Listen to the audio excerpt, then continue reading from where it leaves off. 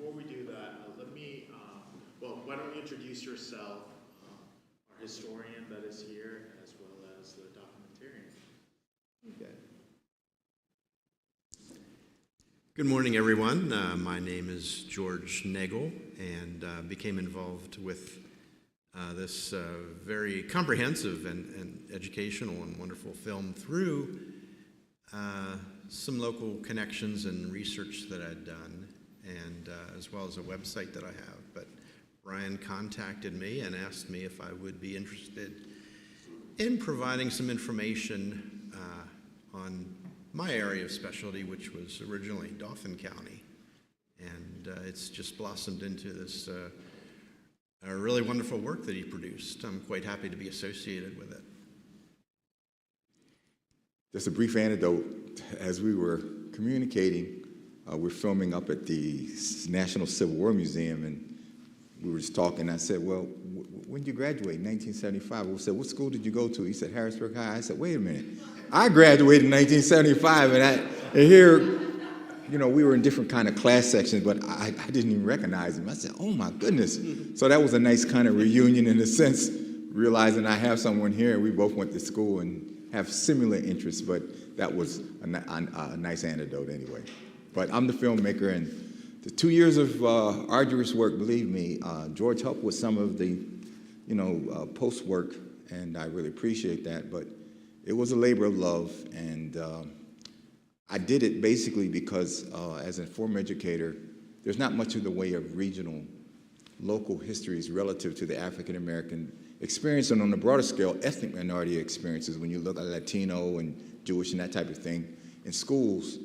And I just thought in 2017 when I created Keystones, I said, well, the first one was dealing with a history of African Americans that served in the military from World War II beyond Vietnam, which featured in the documentary Reverend Belgian Baxter and Bishop Nathan Baxter, both who served in the military. His father has 3 poems in 3 different presidential libraries, and Nathan Baxter went on to Vietnam. He didn't want to carry a weapon, but he ended up serving as a medic and did the things that he did, and we highlight that he became the first African-American priest to serve in at the National Cathedral. So there's a lot of local history about the contributions of African-American and a lot of other groups. So we're open to highlighting a lot of that type of work. So that's a brief synopsis of why I created Keystones. So do you see this as sort of episodes? Because there seem to be breaks between each county where sponsors were highlighted.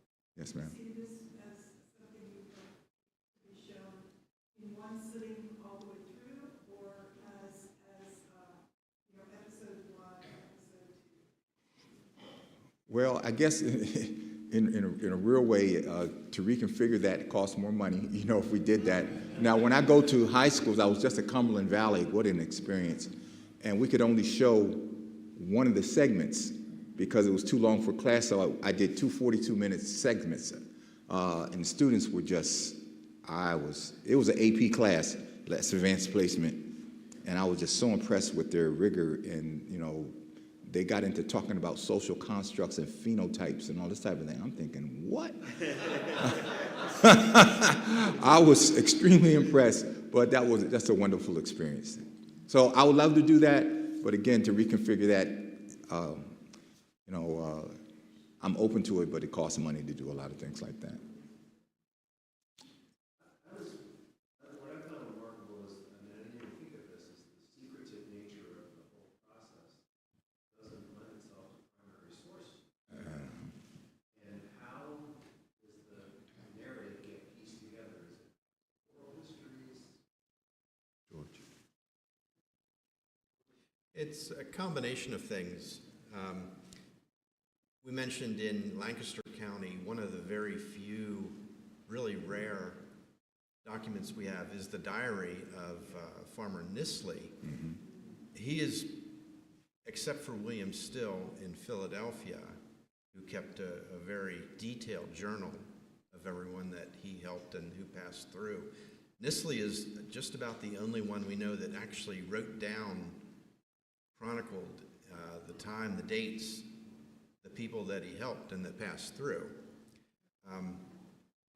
That's a prime example of what you just would love to find, because it proves everything that you need right there. But as you mentioned, the secretive nature necessitated by the laws and by the very real danger of being sued and prosecuted just meant that you had to keep things secret. You only talked about it at best among your acquaintances and among friends. Many of the people associated, we really only learn about their activities sometimes upon their death in their obituaries. We've found many, many, many people who we've connected to the Underground Railroad when the obituary was written and it remarked that, oh yes, they were involved. And when you trace it back and you look at their acquaintances, you look at their connections, and then you're able to find connections and you kind of triangulate all this information, and suddenly you do find what is enough to be enough that you can say, yes, we're pretty sure this happened. Even William Still, working in Philadelphia, he wrote down all of these stories, all of these names, where he sent persons and what he did with them. When the Civil War broke out, he actually took all of these journals and diaries and he hid them. They remained hidden for a number of years until well after a couple of years after the Civil War. Only then he felt safe enough to take them out of hiding and publish them. Another brief example, Randy Harris, who's a member of the Episcopal Church, he talks about the story of, I think his name was Cromwell. Mm-hmm. And that was a written as a piece where he talks about, and he mentions in a documentary about you'll meet somebody in Lancaster and he'll do this and do that. So it's almost like putting a puzzle together to the extent that you're taking these various pieces and you're trying to create a cohesive narrative, because you have, in a lot of cases, where people say, well, it's believed this and it's believed that. And for the most part, I tried to stay as close to primary source information as I could. But I think as we learn more and as more things are being unearthed, more books are being written. You saw several examples of a lot of the people that were in the documentary have written books, just like George, and has an Afro-Lumen site. You should go to that. It's a wealth. Oh, it's a vast wealth of repository of information related to African-American history. So I want to be brief. Yes, sir, in the back. You mentioned a number of churches involved in the Underground Railroad. Did you ever come across any Episcopalians that were active in the Underground Railroad? Reverend Scarborough, see, I told you should come up here. I knew it. I knew it. We were just talking about that before we got started. I said, you should come up here. Oh, wow, I'm sorry. I need to be cloned. I know the feeling.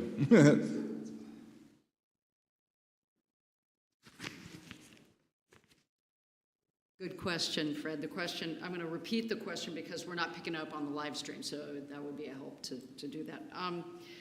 What was the involvement of Episcopalians?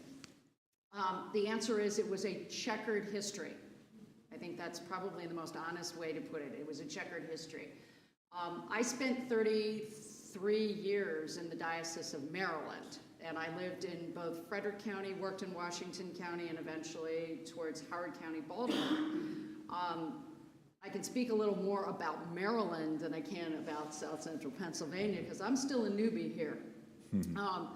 But in Maryland, there's a distinct dividing line. It runs down Carroll County and Howard County, probably directly south of Hanover, Pennsylvania. So if you went straight south, that's your Carroll County, Howard County. You move east from there, the land gets very flat, and it was very conducive to large plantation operations. So when you look at the Eastern Shore, when you look at Anne Arundel County, southern Maryland, you start looking at some very large plantations for tobacco. That was the primary cash crop down there. So you had large plantations that looked much more like the Deep South. When you get west of Carroll and Howard counties, you're into the Appalachian Highlands. And so the geography precluded very, very large plantation operations. Slavery in Western Maryland looked very different from slavery in the eastern side. So it was smaller farms, families there were a lot of subsistence farmers who had no slaves at all. Those who did maybe had 2 or 3, 1 or 2. It was very small and sporadic. It was still slavery, don't get me wrong. I'm not trying to lighten that. It was still slavery, it was still wrong. But you also had a lot of Germans, Mennonite influence, Brethren influence, which of course you have up here because this is the home of the refugees of the Schleitheim Confession churches, Amish Brethren, Mennonite, who were opposed to slavery. So you had that happening in that particular part of Maryland. I was rector of a parish that held the records for the original mother church of the parish.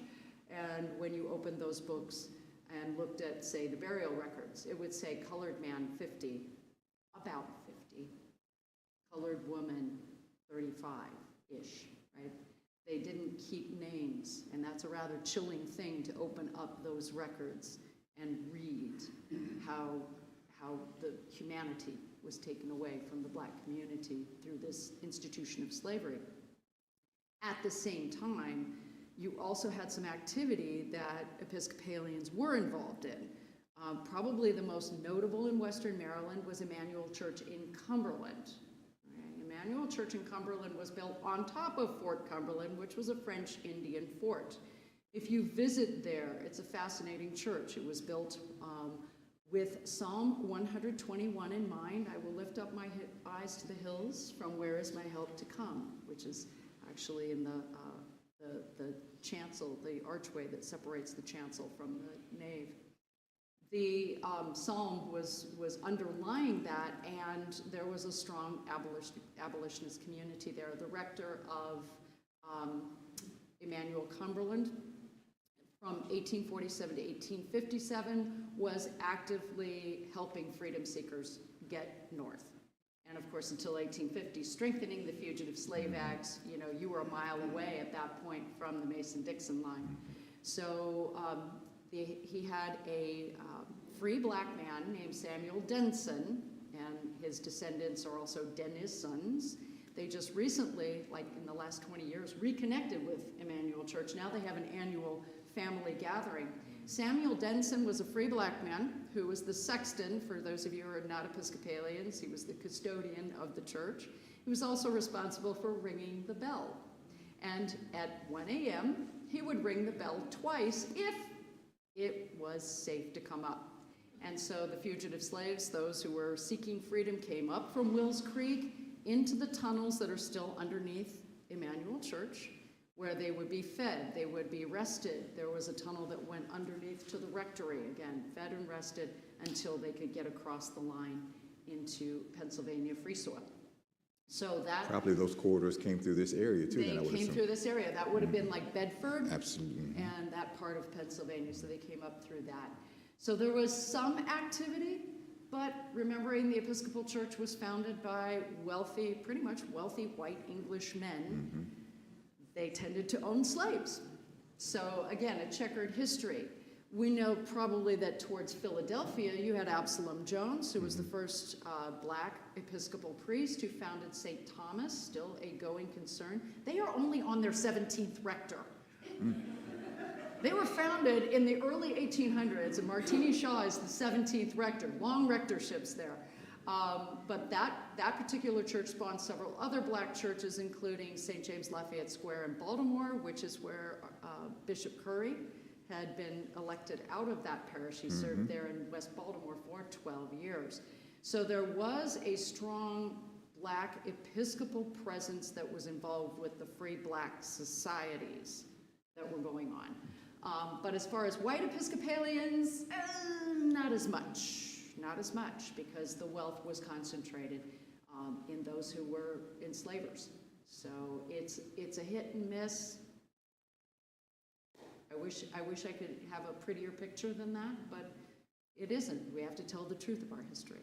But that's consistent with a lot of the religions. The Quakers went through that hit and miss period. Eventually they evolved. Exactly. So it's not just the Episcopal. Yeah, that's for sure. There is a man in Harrisburg, if I could just add, Oh, yeah. from St. Stephen's Episcopal, which is still going in Harrisburg. Nathan Stem was the rector there who in mid-1830s, he came to Harrisburg and led the Episcopal Church there. And in 1836, he helped found the Harrisburg Anti-Slavery Society, along with the Rutherfords and some other white abolitionists. And in 1838, he became vice president of the Pennsylvania Anti-Slavery Society, the state equivalent. And he eventually left Harrisburg, and I don't recall where he moved on to, but he drops out of the picture there. But he was an extremely strong influence just in the Harrisburg and Dauphin County area. There were some questions over here. I'm sorry. Well, the question was about Episcopalians, and the only one I know of that I understand was in Altoona. The rectory is right beside St. Luke's, and it was supposed to be a way station for them. But also, I really wondered, and I was talking to the bishop about this, it'd be interesting, like St. Barnabas was the Black Episcopal Church in Altoona, which was merged in the 50s with St. Luke's, and also, of course, St. Gerald's in Harrisburg. So how far back do they go in terms of what they're connected? Obviously, if they're in the 19th century, I would assume they would be involved with some of it. Yes, and in Cumberland, Samuel Denson actually was a founding member of St. Philip's, which was the Black Episcopal Church in Cumberland. Right. So there were often segregated churches, yes. Right? So that was not uncommon. Interestingly enough, we're still segregated on Sunday morning, right? Dr. King said it. He was right. And interestingly, though, sometimes in Berryville, Virginia, there are two Episcopal churches there, one historically black, one historically white. They're both very, very small. There was conversation with these two churches about what it might look like if we merge these two, because they're both very small. The white church voted in favor of merger. The black church said no. And the reason the black church said no is we are the place where young black people learn leadership. And if we come to the white church and merge with the white church, we'll get absorbed. And our unique identity will disappear. And that was a deep concern. I think a very reasonable concern. The two congregations still meet together. They still work together. They do outreach together. They have fellowship together. Their vestries work in cooperation with each other, but they are retaining their unique identity. So that was a long conversation, but that's how it happened. St. Philip's Church in Cumberland eventually was closed without their consent. It was closed by the bishop in the 1960s. And then reopened as Holy Cross, St. Philip's. It eventually, just for reasons of decline, closed in 2014. Just a brief anecdote. A lot of my work prior to this has been an issue looking at the legacy of race in America. I used to have a television series called Worlds Apart, and the premise of the television program was to examine social constructs. And a lot of what divides us today is based on social constructs, pseudoscientific information about intelligence, about color, and a lot of these things. And it's been absorbed in a lot of all of our institutions. And one of the conclusions I came to at the end of 12 years, 600 half-hour programs, going to Stanford, Morehouse, different schools, is that America collectively, and probably the world, doesn't have the collective will to deconstruct misinformation. That's what I've come to conclusion. So. That was my question. As a secular, finding the information, of course, was very difficult. Necessity. But were you able to gather a lot of, did they keep accurate records on when challenges were made? When the slave owner came from Maryland and had his court hearing, and the ruling was made, like with Thaddeus Stevens, being an advocate for a free person under the law in Pennsylvania.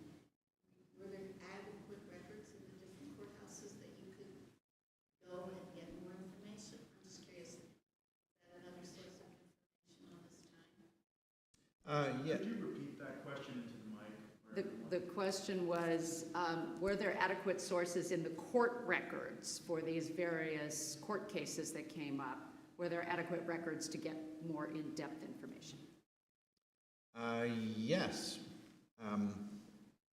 The court records are very well preserved at the county level, at the state level, and many of them now in public archives. And from those, when a resistance effort became a legal concern and it ended up in the courts, then you do have the names. For instance, Daniel Kaufman in Cumberland County, or in Christiana, all of the people involved in the resistance there.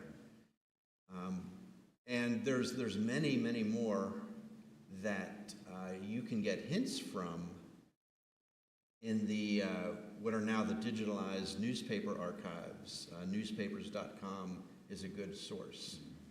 And you're able to just do word searches, and suddenly there's a court case comes up, which maybe gives you a name of a farmer or somebody in town that was being involved in an incident. And from there, then you're able to go and locate court records and locate additional records. So those are a very good source as well.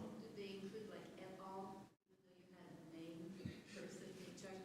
So that was another revelation of maybe. They do, yeah. Yeah, sometimes you're able to track down some things. One of the things that you're able to do is look at, for instance, the local anti-slavery or abolition societies that have been formed in any particular area. And they will frequently publish their meeting, say the Adams County Anti-Slavery Society has published this, their aims in the local newspaper, and then it'll be signed by all the members.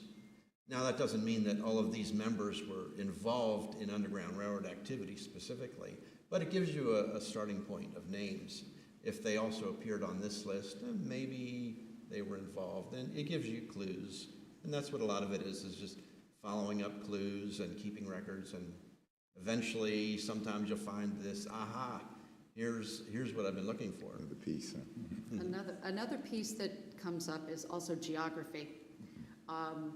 Having spent time in Washington County, we had a deacon who served at St. John's Hagerstown who owned a home that quite literally was bisected by the state line. The Mason-Dixon line ran through her home. And there were a number of homes right there in the Greencastle area that were intentionally built across the state line. And so the front part of her house was Free Soil, Pennsylvania, and the kitchen was in Maryland. So you drove down the driveway, and about halfway down, you get past the house, and it would say, "Welcome to Maryland."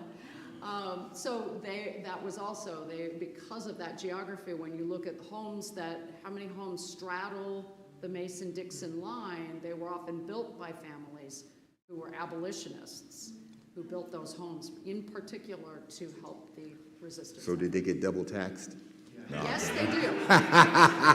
Yes, they do. They get double taxed. The question is, how do they get taxed?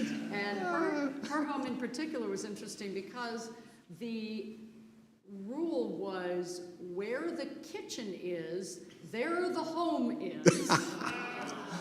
Because you got to eat, right?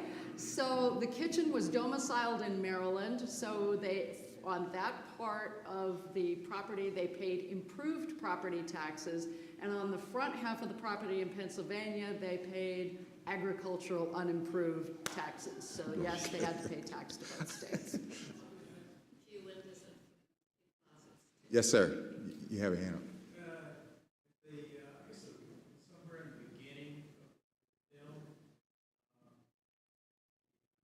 narrator talks about law and how it changed with the 1850 on federal level.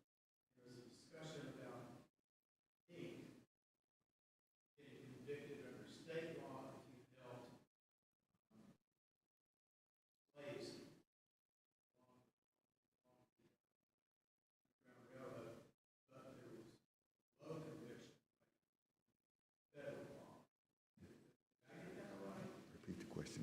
Okay, so the question was, in the documentary, there was a conversation about convictions for assisting freedom seekers at the state level versus the Federal Fugitive Slave Act, that there were few convictions under the federal law, many convictions under the state law. Was that correct? Can you say more? Yeah, go ahead. That might have been where Professor Pinsker of Dickinson was speaking about he said where federalism was a factor in that respect.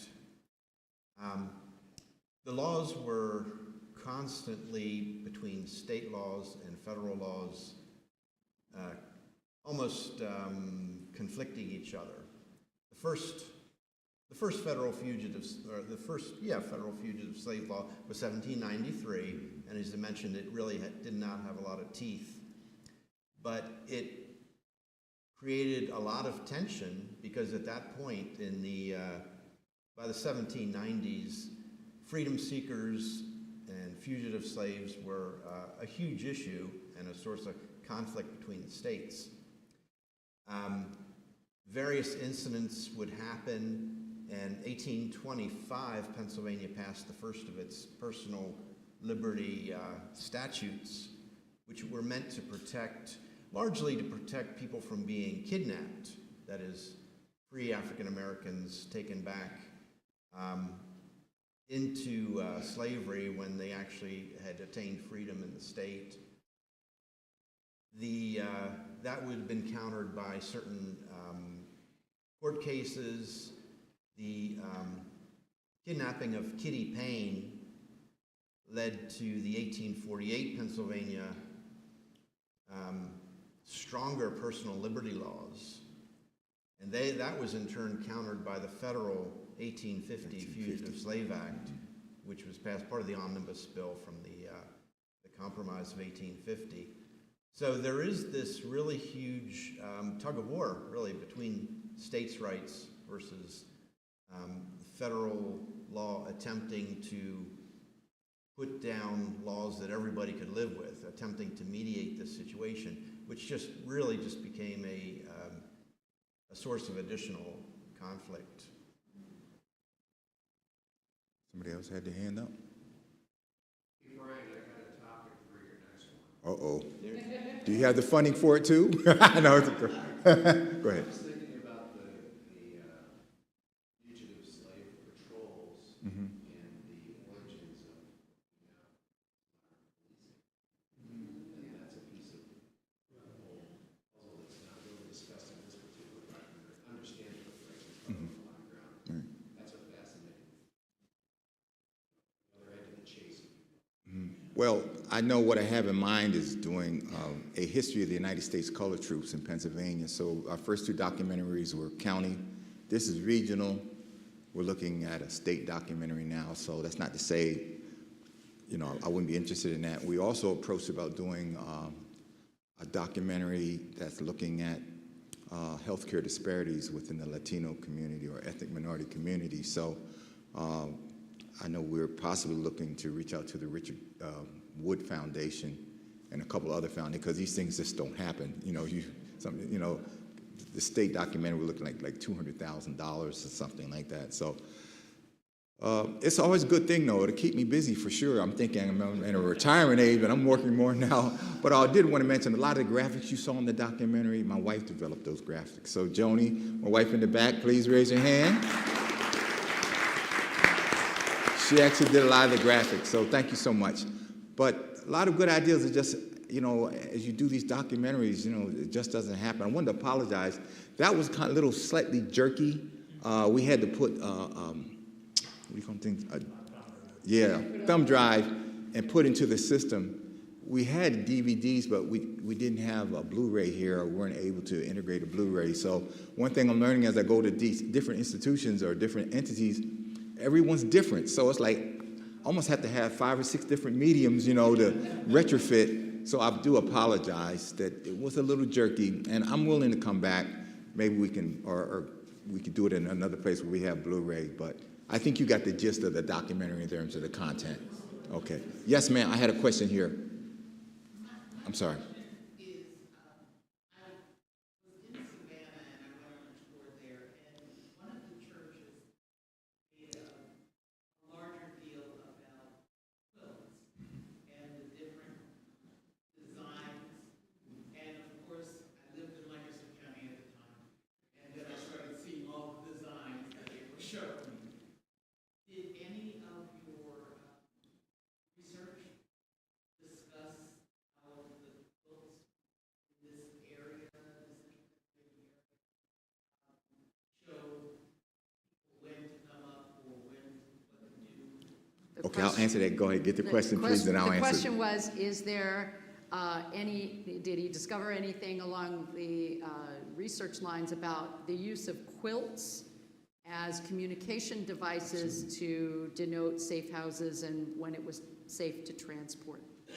Freedom safe. To answer your question, no, directly. I did do some research about quilts and some of the spirituals, and I've heard things on both sides that they weren't maybe utilized as much as people say they were. Now, I don't know if that's oral histories or whatever, so I'm not sure to answer your question. But for this documentary, again, it was a synoptic view, and I really had to sort of keep myself focused. It probably would have been good to explore, but then the research alone in that, to try to tie that into the different counties, how that may or may not have been used, it would have just added another layer. And I was 2 years into just doing this. It's not that, but I've heard that growing up, that those quilts were used as a means of letting people know, well, at this time or whatever. I've heard pros and cons against each. I don't, George, what have you heard about that? I asked quite a few African-American Underground Railroad researchers, Karen James in particular, who was with the Pennsylvania Historic and Museum Commission, and she studied the quilt thing for a long time.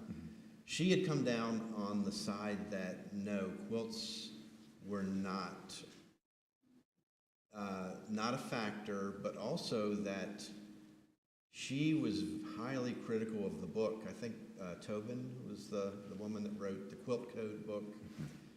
She felt that her research was severely flawed and that a lot of the stories were, she just jumped to too many conclusions too quickly.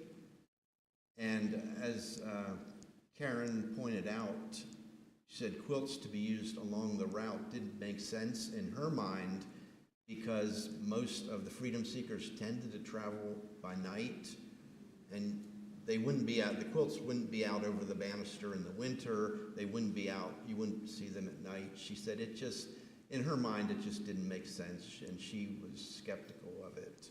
And actually, also, I talked to some quilt historians. I did not know there were quilt historians until looking into it. And a lot of them felt also that the symbols that were used in the book were symbols that actually had been around for a long time, and that if they were being interpreted, like there was the wrench design, meaning take along with you the tools that you're going to need for a journey. And the quilt historian said, well, those wrench designs were actually very, very old and referred more to a mechanic's profession, and they felt that there were just too many conclusions that were reached that were kind of without sufficient merit. So it's a divisive topic. A lot of people do. Now there are what are called slave quilts, and these were quilts that were made by enslaved persons, and there's absolutely no dispute that those are real cultural artifacts with value in their own right.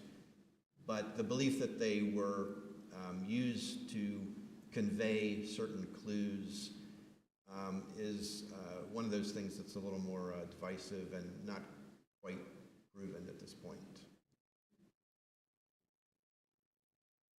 Any more questions? Yes, ma'am. So the border section of the state of Pennsylvania was probably the most active, just by the sheer geography of going up to like Wilberforce in Ohio. state. So was it less involved? Was it just, I mean, I just think going from like Harrisburg to the New York line,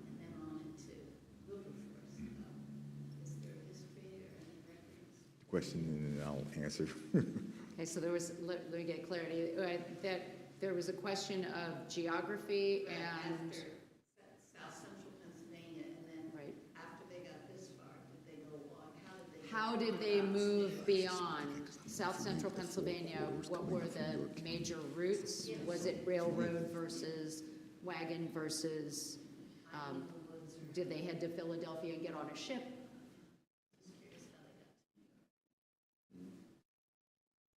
I think I can address part of that. The routes changed considerably over time. Of course, coming up through York County was one of the more important ways in which freedom seekers were funneled here or there. Right. Do keep in mind that the Underground Railroad stretches over, it depends how you define it, but it could be anywhere from the 1790s all the way up to, and even including the Civil War years. And those routes changed according to how safe they were at the time, who was involved. There were station masters and activists who came and went. They dropped out after a while, or they aged out, or they moved.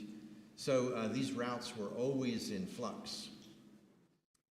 There was a mountain route through Pennsylvania, which just went all the way up through the northern counties of Pennsylvania and then into New York. But then at different times, when Joseph Bustle came to Harrisburg, for instance, as a young man, he used, as you heard in the story, he actually used the telegraph to send messages to Philadelphia, and then used the trains to send fugitives. So he used the modern transportation, modern communication techniques. So at that point then, a lot of freedom seekers went from Harrisburg to Philadelphia and then north. So it did vary. One thing is a slight tangent to your question, though. I just wanted to say one thing I learned as I was researching this, that a lot of the people of color, African Americans that were involved in the Underground Railroad weren't all ragtag, where they were just, indigent. Quite a few of them that were involved in the Underground Railroad were very wealthy. If you look at the individuals in Harrisburg, Lancaster, Columbia, York County, they were, matter of fact, they talk about, I think it was Stephen Smith, he was one of the wealthiest African Americans east of the Mississippi River. And you saw in the documentary that the $50,000 they made was equivalent to like $2 million. So that was something that was, I had a general idea, but as I started doing research, I said, well, good gracious, a lot of these people, not all, but they had money, so it wasn't like they were just solely dependent on the help of white people, white institutions.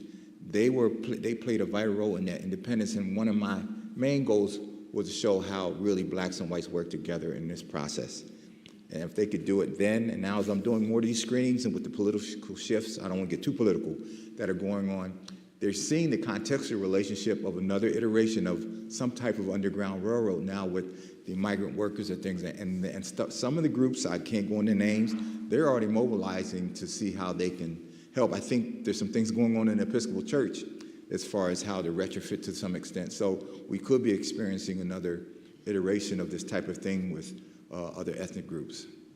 There's a hand in the back. So this is a two-part question. One of them is, are there any of the churches that were mentioned, the black churches, that helped? Are they any still standing, number one? Number two, have any of these sites been scanned with like ground penetrating radar or anything like that to see if there are some hiding spots for documentation? Two-part question. One is, are any of those black churches mentioned in the documentary still standing and in existence?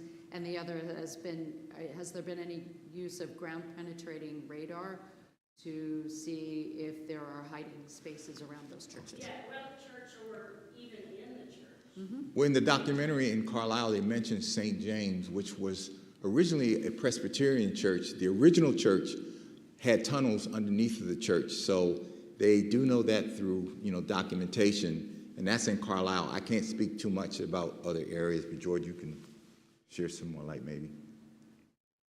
Yes, a lot of the AME churches are still going concerns, not always necessarily in the same location. In Harrisburg, for instance, the area that, the entire neighborhood that was described, the Tanner's Alley, which was where the AME church was, and the Bethel church at that time, that's all been long since demolished and turned over into state buildings and state park area.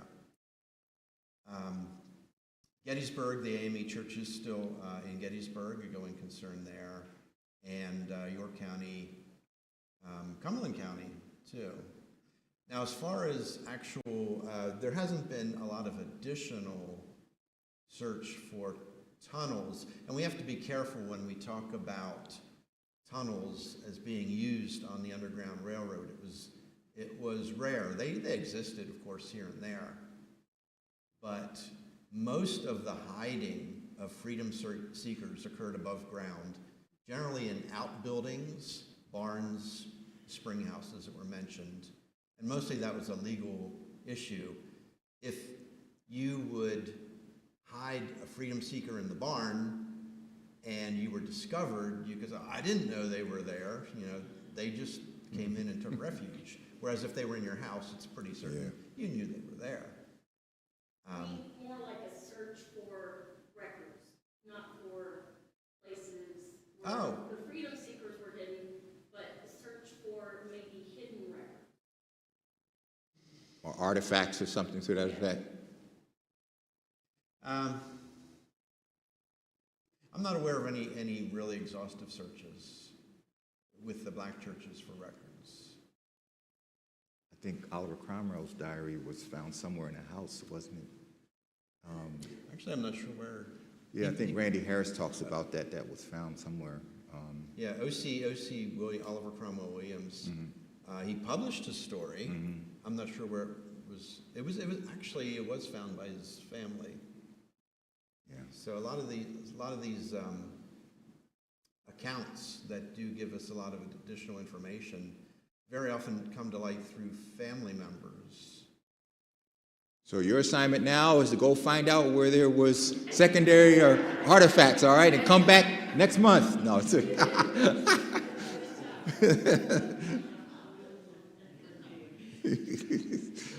Or got quiet in here all of a sudden, didn't it?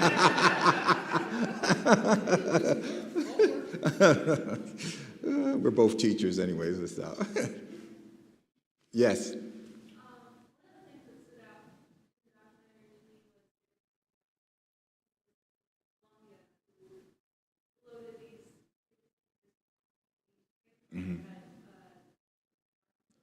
Yes. Are there any surviving examples of this or other creative? There was a question about the rail cars that had the hidden compartments. Are those artifacts still available, and are there other artifacts of the freedom seekers' modes of transportation? I would say Randy Harris might know something about it, if there was anything, because that was directly related to the Lancaster County version, and a lot of content I was able to get through Randy Harris and the gentleman that actually did that portrait. But that was part of the Philadelphia-Columbia Railway system that was created in 1834, and according to the documentary, no one was ever caught, taking that means of transportation. Yes, ma'am. Oh, okay.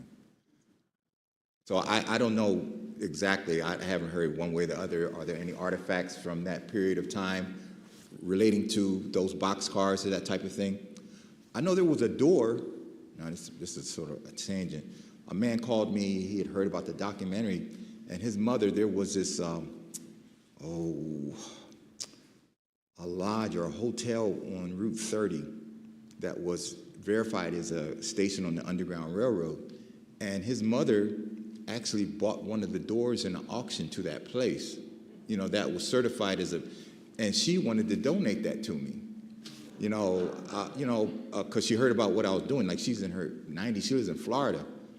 And I only had one conversation with her son, and I hadn't heard anything other. I gave her some references from other people, so maybe they were able to get the door before I got to it. But anyway, but one thing I like about this, and I'm thinking about doing a series called Connecting the Dots, because you're bringing stories or accounts that I wasn't aware of, Reverend Scarborough, and I think as we go to different locations, it's always good to have that kind of dialogue versus us telling you about what we've done, but yet you have stories that just enhances it on a broader scale.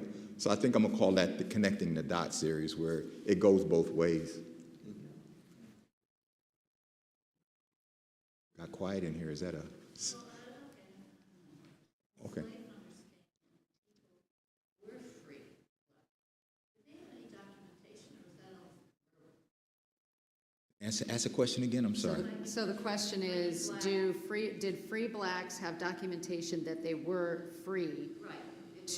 So when slave catchers came north, they could prove that they were free. Or was it just word of mouth? Generally, no. If you had been manumitted, generally then you did have a paper, some sort of official paper that said that. And that could have been as far back as the middle 1700s all the way up. In fact, manumission records are usually kept in the county in which a person was in Pennsylvania. But then the person would have a copy and take it. Now, persons who were born free had nothing that could prove they were free other than their testimony of friends and neighbors. There was, in 1820, in the Pennsylvania legislature, a bill to require all persons of color in the state to have some sort of paper. And this bill failed. It never became law, obviously, but it was generally considered a very retrograde type of bill as far as rights. In other words, if you were free, you had to have papers that say you were free. And if you didn't have these papers, then you were in trouble. So it was the type of effort that I think came about because legislators were concerned about all of the kidnappings and things. And this one legislator thought it would be a good idea that every person of color in the state should have something that said they were free. But of course, then that's just really just kind of an enforced identity kind of thing, and it never did pass. Yes, ma'am. So what was the custom for registering births of free people? For example, would there be a birth certificate registered? How far back does that go? There was a question about how did free blacks who were born here, how was that registered with birth certificate? Birth certificates are a relatively new phenomenon, Mary, because most people were actually born at home. In my time as a priest, I can't tell you, I've lost track of how many times people have contacted my parish to get baptism records, because baptism records are legal documents that prove your birth and your citizenship, and were used for getting a passport. Now, how that's going to happen going forward, I don't know.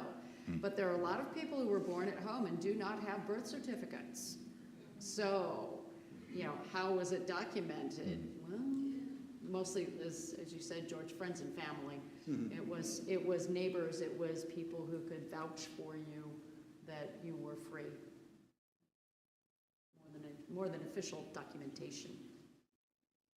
And there was, if a person was accused of being an escaped enslaved person, there was supposed to be a certain burden of evidence upon the person making that claim, and you had to have what was called a certificate of removal, and that had to be signed by the local magistrate or sheriff.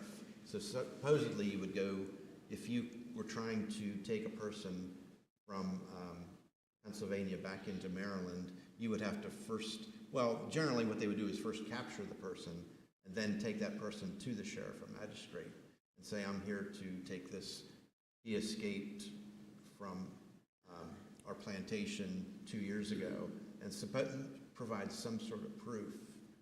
And that actually, one of the reasons the 1850 Fugitive Slave Amendment was so contentious was that it removed that burden of proof from the slaveholder, and all they needed was their word. What I wanted to say before I forget, another thing that Keystones Oral Histories has done is created curriculum for schools around our documentaries. Our curriculum meets what they call Pennsylvania State Standards and National Common Core Standards. And just recently, through the facilitation of Reverend Salau, we were able to bequeath a copy of the curriculum to St. Stephen's Episcopal School. So thank you, Reverend Salau, for your work in that process. Give him a hand, please, if you would. So if you know school districts that may be interested in that, I know some school districts are a little squeamish as far as this, but for the districts that, like in Stilton High Spire, I showed it to the teachers at St. Stephen's. They were very impressed. Harrisburg High School, they haven't gotten it yet, but they're interested. Central School District in York County, they were involved with some serious book banning. They made international news. Their board flipped, and now they're looking to be more expansive in terms of content. So if you know a school district that might be interested in our curriculum, please let me know. Yes, ma'am. I don't have a question, but I just want to say my father actually went to St. Charles, and he talked a lot about St. Charles when I was young girl growing up. So I knew about St. Charles and how it was all that congregation. Also, I just want to thank you because you shed some light on my family history with the Rutherfords. Oh, Because I understand that my grandmother and her sisters walked here from Rockland, Virginia, walked here right before the war was over and settled, met with that family and were midwives for the Rutherfords. another interest. I didn't know, like, what the Rutherfords looked like or anything like that, so when you flashed this picture, I was like, wow, because that's a story that my family has given, and then they're buried down in the Midland Cemetery. Oh, wow. Well, thank you for sharing. Another story, a gentleman named Norman Kelker came to Harrisburg. He's related to the Kelker in the documentary, and they drove down from Manhattan. I know they must be in their 80s. But he talked about, through genealogy, there were some African-American families that reached out to him, come to find out there's this relation. So that's not an anomaly. You see that there are a lot of, places around the country where families aren't aware that they have ties, that are much more expansive than just from European, ancestry. So it's interesting. Thanks for sharing that. Yes, ma'am. Various courses through the Hoover program with Messiah College, and we did a Harrisburg history, and we had an assignment to do. And I went to the diocese office and did information on St. Gerald's, how it started and what happened when it closed. Okay, thank you. And St. Gerald's is, or was an Episcopal church, Black Episcopal church in Harrisburg that started as a Sunday school for Black, thank you. That was, St. Gerald's was first a mission for Black individuals of St. Stephen's, connected with St. Stephen's downtown. Again, it was closed in the 50s for integration, not necessarily, they did not want it. And we have at least one child of St. Gerald's here. And so what ended up happening was the bishop at the time told each family where to go out of the 3 Episcopal churches in Harrisburg. It was St. Stephen's, St. Andrew's, and St. Paul's. 2 of the churches said no. Reverend Wagonseller at St. Paul's was opened his doors to the black individuals, and they ended up at St. Paul's, which is now an integrated parish since the 50s. So bucking the trend of Sunday mornings being the most segregated times. Bishop Carnahan, would you like to say something about what your experience as far as the documentary, or have some words? That's the thing about being the bishop, you're always asked if you have any words. And I was invited to sit up front originally for the panel, and I said, I'm here as a learner. I'm here as somebody who really has a big hole in my understanding of this history. And so I guess the only thing I would say is that I was just struck, I'm sure many of you were, watching this, knowing what we're going through now with refugees and people in vulnerable communities, LGBTQ folk who are afraid, and Yes. how we are called as people of faith to do our work to care for, shelter, assist, and minister to folks in vulnerable populations. So I just kept making connections to my sermon for tomorrow, as well as the work that we're doing in the diocese, and that I'm very proud of. And Canon Seville and I were chatting during the break about, well, where was the Episcopal Church during all of this? And we've talked about that. But we have an opportunity now as Episcopalians to show up for the people who need us now. So I'm proud that we are doing that. So thank you to all of you. Bryan, for this wonderful documentary. Thank you. George, for being here as well. Yes. Thank you.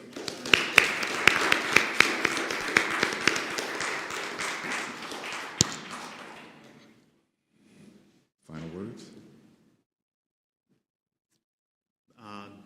Go in peace, love and serve the world. Spoken like a priest. All right. Thank all of you for coming. Thank you so much.